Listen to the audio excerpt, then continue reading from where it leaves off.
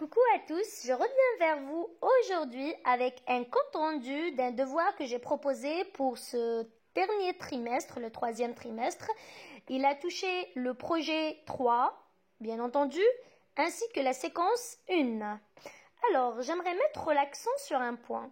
Pourquoi faut-il faire un compte-rendu détaillé à ses apprenants ?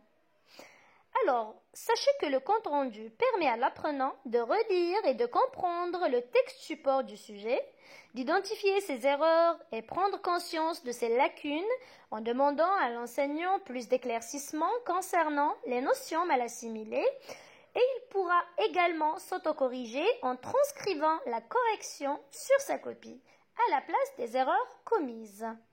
Et aussi, l'enseignant pourra identifier mieux les lacunes de ses apprenants, ce qu'ils ont compris, ce qu'ils n'ont pas compris, et ainsi il va programmer une séance de remédiation. Alors, on va lire le texte support proposé. Avant cela, j'aimerais attirer l'attention de mes chers collègues sur la nécessité de proposer un texte authentique. Je sais que certains professeurs vont dire les textes authentiques sont difficiles, ils ont un lexique complexe au niveau, par rapport au niveau de nos apprenants, etc. C'est simple. Vous pouvez proposer des synonymes, les synonymes des mots-clés du texte en bas de page. Mais optez pour des textes authentiques pour mieux développer la compétence de l'écrit en réception. Et puis sachez que la longueur d'un texte support d'un examen ne doit pas dépasser 25 lignes. Donc faites attention à ces paramètres si vous voulez que vos apprenants réussissent l'épreuve. On va lire le support. Tlemcen, la perle du Maghreb. Tlemcen, ou la perle du Maghreb arabe, comme la surnomment ses habitants, pour sa fascinante architecture hispano-mauresque, est une très belle ville algérienne située au nord-ouest de l'Algérie, à 520 km d'Alger. Grâce à sa beauté, sa civilisation et son histoire, elle a été désignée comme capitale de la culture islamique pour l'année 2011. Elle représente une très belle variété de paysages et l'histoire de différentes civilisations, ottomanes, zéanides, arabes, andalouses et berbères, qui ont traversé cette ville féerique. On fait d'elle un pôle d'attraction des différents hommes célèbres, tels que les artistes, les scientifiques et les hommes de littérature. Tlemcen est un paradis. Tlemcen dispose également de plus de 45 sites naturels, touristiques et historiques, comme les vieilles maisons d'El Médina, qui subsistent comme musées, tels que Sidi Boumedienne, El Mansoura, ainsi que les grottes d'Ain Feza, le château d'El Méchour et aussi le fameux plateau de l'El Asseti, qui est relié au centre-ville de Tlemcen par un téléphérique. Allez à la visite de Tlemcen, la perle du Maghreb arabe. Alors, on va procéder au traitement des consignes. Tout d'abord, j'aimerais bien souligner un point très important concernant la formulation des consignes. Tout d'abord, il faut varier les consignes, les questions. Vous avez le choix en plus. Vous avez des questions à choix multiples, c'est-à-dire les QCM, vous avez les crocs, vous avez les questions ouvertes, vous avez les questions fermées, vous avez vrai ou faux, vous avez les textes lacunaires, les questions suggestives, les questions à choix restreint, etc. Donc, variez vos questions. C'est ainsi que vous allez permettre à l'apprenant d'accéder petit à petit au sens, En plus, sachez que vous avez affaire à un public hétérogène. Vous avez des apprenants en difficulté, vous avez des apprenants moyens, vous avez des apprenants excellents. Et dans la plupart des temps, nous avons beaucoup d'apprenants en difficulté, surtout en langue française. Donc, prenez en considération ces paramètres avant de proposer un sujet et sachez que le sujet est là pour vérifier, c'est l'évaluation sommative bien entendu, donc les épreuves devoirs et composition ont pour but de vérifier les acquis des apprenants et non pas les saboter. Donc faites attention à tout cela. Et surtout, même si vous variez les questions, faites attention à la formulation des items. Il ne faut pas formuler des items incohérents. Après, vous allez tomber dans la contradiction avec vos apprenants. Voilà. Et voilà. Et puis voilà. Donc, on commence. Ce texte est un exposé, une histoire, un article de presse en ligne, une lettre. Alors, chers apprenants, comment vous allez traiter? Vous avez votre texte. Vous avez le paratexte. Le paratexte, il n'est pas là juste pour la décoration. Il a une fonction. Vous avez tout d'abord Tlemcen, la perle du Maghreb. Ça, c'est le titre. Est-ce que le titre nous renseigne sur la réponse? Alors, on commence par la lettre. Est-ce que la lettre commence par un titre pareil? Est-ce que la lettre s'écrit de cette manière? C'est-à-dire, vous avez un titre, vous avez un petit texte et une source. Ce n'est pas du tout la lettre. Il n'y a pas une formule de salutation, il n'y a pas une formule de politesse, il n'y a pas la date, il n'y a pas la signature. Donc, ce n'est pas une lettre. Est-ce que c'est une histoire? Là, en lisant le texte, est-ce qu'on a les temps du récit? Est-ce que vous avez l'imparfait? Est-ce que vous avez le passé simple? Est-ce qu'on vous raconte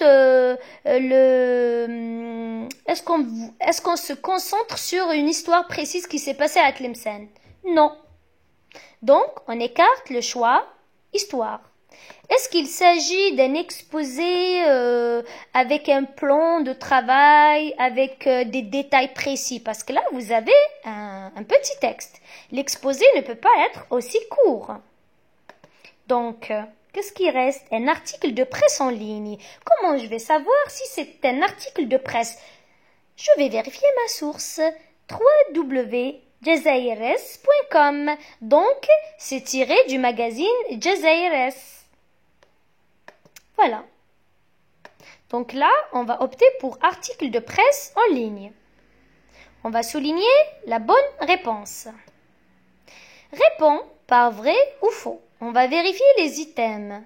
Tlemcen se situe au nord de l'Algérie. On va repérer le mot nord et on va voir si c'est vrai ou non. Tlemcen, ou la perle du Maghreb arabe, comme la surnomment ses habitants, pour sa fascinante architecture hispano-mauresque, est une très belle ville algérienne située au nord-ouest de l'Algérie. Donc là, dans mon texte, j'ai nord-ouest et dans mon item, j'ai nord. Donc la réponse est fausse. En 2011, on l'avait désigné la capitale de la culture islamique. Quels sont les mots-clés qu'il faut souligner? Capitale de la culture islamique et vous avez l'année 2011. On va chercher ces références dans notre texte. Alors, elle a été désignée comme capitale de la culture islamique pour l'année 2011. Donc, l'item est correct, vrai. Les différentes civilisations font de Tlemcen une ville ordinaire. Donc là, qu'est-ce qu'il faut repérer?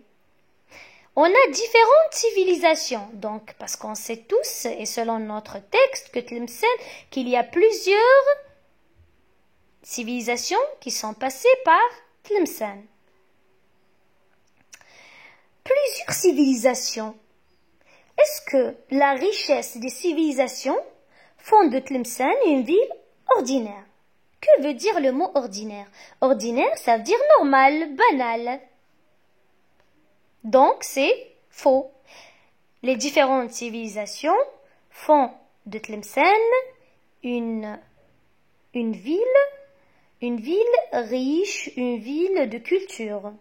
Donc là, l'item est faux. Pour quelle raison Tlemcen a pris la nomination la perle du Maghreb? Là, vous avez le mot-clé nomination, vous avez perle du Maghreb. Qu'est-ce qu'on vous dit là? C'est-à-dire, pourquoi a-t-on appelé cette ville Tlemcen la perle du Maghreb? Pourquoi? Bien sûr, on va revenir au texte. Tlemcen ou la perle du Maghreb arabe, comme la surnomment ses habitants, pour sa fascinante architecture hispano-mauresque. Donc, on l'a nommée ainsi pour sa fascinante architecture hispano-mauresque. Cite deux civilisations qui sont passées par Tlemcen. On a deux civilisations. Est-ce qu'on a deux dans le texte? On a plusieurs. On a ottomane, ziani, d'arabe, andalouse et berbère.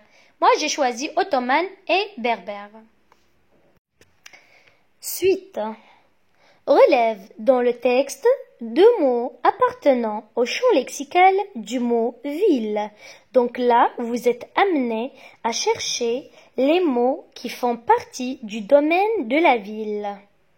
J'ai choisi site naturel, car dans une ville, nous avons des sites naturels touristiques à visiter.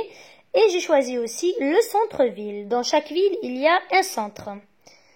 Très bien. J'aimerais bien attirer l'attention des apprenants sur un détail. Quand on vous demande de donner deux mots, vous donnez deux mots et non pas 4 ou 5 ou une liste. Car vous risquez de tomber dans l'erreur. Le professeur est là pour corriger et non pas sélectionner les bonnes réponses. Donc, contentez-vous du nombre demandé dans la consigne. Relis le texte, puis complète le tableau suivant. Complément du nom, adjectif qualificatif, proposition subordonnée relative. À quoi vous font penser ces trois mots?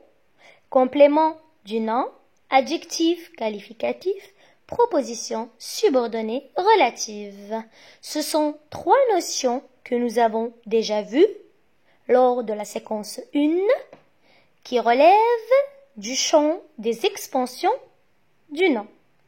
Les expansions du nom permettent de préciser de plus en plus le nom. Alors, pour le complément du nom, c'est quoi le complément du nom? C'est un groupe nominal formé d'un premier groupe nominal et d'un second groupe nominal qui est considéré comme une expansion. C'est une précision.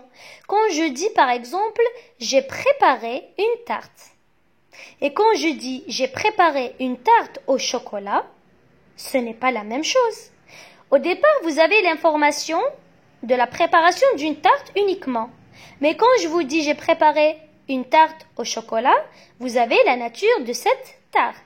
Donc, le complément du nom au chocolat qui est composé d'une préposition plus un deuxième groupe nominal est une expansion qui permet de donner plus de détails. Très bien. Et puis, j'aimerais bien que vous sachiez que les principales prépositions qui peuvent introduire un groupe nominal complément du nom sont, vous avez à avec accent, vous avez de, vous avez par, vous avez pour, vous avez sans, vous avez avec, vous avez dans, vous avez sur. Donc, faites attention à cela. 2. Adjectif qualificatif, là c'est clair. D'ailleurs, vous avez pu repérer les adjectifs. Moi, j'ai choisi féerique. Féerique, c'est synonyme de paradisiaque. Et enfin, une proposition subordonnée relative. J'ai choisi celle de différentes civilisations qui ont traversé cette ville féerique, ont fait d'elle un pôle d'attraction. Donc, la relative commence par qui ont traversé jusqu'à féerique. C'est une proposition subordonnée relative. Et si on vérifie ce qu'on a avant, c'est-à-dire ce qu'on a comme antécédent, nous allons trouver les différentes civilisations. Donc ici, le pronom relatif a évité la répétition du mot civilisation et il occupe la place de sujet. Suite. On emprunte le téléphérique pour monter au plateau Lelesti. Quel est le rapport exprimé par le groupe souligné? La cause, la conséquence, le but. Souligne la bonne réponse. Donc là, on vous a souligné pour monter au plateau Lelesti. Le premier indice, c'est la conjonction pour qui indique le but. Mais attention, pour peut exprimer la cause. Donc il faut bien analyser la phrase sur le plan grammatical et surtout sémantique. Donc là, il s'agit d'un groupe prépositionnel pour plus le verbe à l'infinitif, le verbe monter à l'infinitif. C'est un groupe prépositionnel de but. Exprime le même rapport par une subordonnée. Donc là, on parle de subordonnée. Pour l'exprimer dans une subordonnée, il faut avoir une phrase complexe. Et pour avoir une phrase complexe, il faut avoir de verbes conjugués. Et pour avoir de verbes conjugués, il faut avoir deux pronoms. Mais là, il faut respecter une règle. On a fait deux règles différentes. On a dit quand on a dans la phrase le même sujet qui fait l'action, on opte pour la conjonction pour ou bien afin de. Je travaille pour réussir, je travaille afin de réussir. Mais lorsqu'on emploie pour que ou bien afin que, le sujet doit changer. Donc là, comment on va faire la transformation? On emprunte le téléphérique pour que vous montiez, donc pour que plus subjonctif présent, au plateau de Lelesti. Suite. Aller à la visite de Tlemcen, la perle du Maghreb, indique le temps et le mode du verbe souligné. Aller. Si vous remarquez, on n'a pas de pronom. Il est où le pronom et pourquoi il n'est pas là? Tout court, c'est parce qu'il s'agit du mode impératif et c'est l'impératif présent. L'impératif présent se conjugue avec trois pronoms uniquement. Vous, tu, nous. J'ai une remarque pour le pronom tu. Nous avons l'habitude de mettre ES à la fin avec le pronom tu, au présent bien sûr, avec les verbes du premier groupe. Eh bien, à l'impératif, le S s'efface avec le premier groupe. Mais le S est souvent là avec les verbes du deuxième et troisième groupe, sauf pour les verbes qui font exception, comme le verbe savoir. Si on dit sache, sache ne va pas, c'est-à-dire ne va pas contenir un S à la fin. S-A-C-H-E.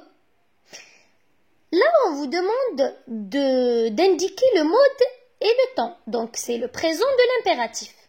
Ensuite, on vous demande de réécrire la phrase, toujours la même phrase, à la deuxième personne du singulier. Nous, on vous a donné la deuxième personne du pluriel. Vous allez nous donner la deuxième personne du singulier qui est tu. Et puisque aller est un verbe irrégulier, c'est un verbe qui change carrément. Donc, on a va à la visite de Tlemcen, la perle du Maghreb. Relève dans le texte une périphrase et une métaphore. Comme vous le savez, ce sont deux figures de style que nous avons déjà vues en classe et ces deux-là font partie aussi des expansions car elles servent à détailler le texte et elles sont très importantes dans une description. On n'oublie pas la typologie textuelle. Donc, c'est quoi la métaphore? La métaphore assimile deux termes pour insister sur les rapports de ressemblance. C'est quoi une périphrase? Une périphrase consiste à dire en plusieurs mots ce qui pourrait être dit en un seul. Par exemple, El-Oued, la ville de 1000 coupoles. La ville aux 1000 coupoles. Si on vous dit c'est qui la ville aux 1000 coupoles, c'est l'Oued. Si je vous dis la perle du Durdura, c'est qui la perle du Durdura? C'est Tikijda. Très bien.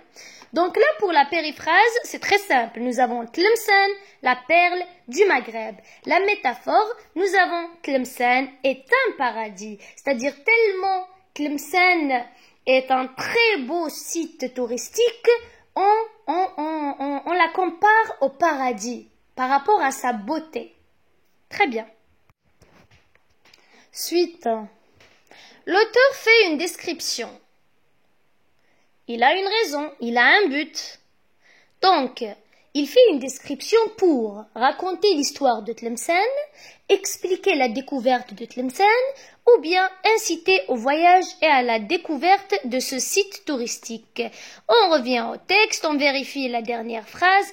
Allez à la visite de Tlemcen, la perle du Maghreb arabe. Donc là, nous avons le verbe aller à l'impératif présent qui incite les gens à la visite de Tlemcen, chose qui nous renseigne sur la réponse qui est incitée au voyage. Ce texte à visée argumentative est à dominante, c'est-à-dire là, comment on a pu argumenter, comment on propose ce site touristique, bien sûr, à travers la description. On a décrit ce site dans le but d'inciter à sa découverte. Merci de votre attention. J'aimerais adresser un message à tous les apprenants. Sachez que l'important dans une épreuve, ce n'est pas uniquement la note, c'est beaucoup plus l'apprentissage, c'est la valeur de ces savoirs. Donc, lorsque vous faites un compte rendu avec vos professeurs, profitez de l'occasion. Posez des questions, concentrez-vous, apprenez à analyser les consignes, apprenez à prendre note et surtout apprenez de vos erreurs. L'échec, ce n'est pas la fin du monde, mais c'est un nouveau départ pour votre réussite.